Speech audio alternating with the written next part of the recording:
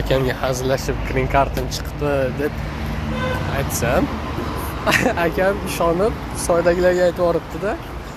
Soyga kelsam, keling, ertaga sizni ham ko'ra olmay qolamiz, suhbatingizni olib qolaylik, nima deyapti-kan dedim-da.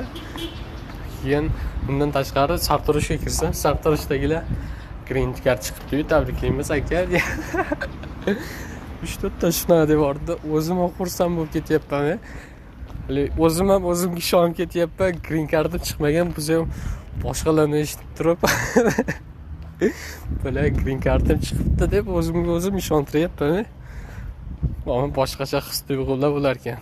Rahmat shu emotsiyani ham bergani uchun shu odamni.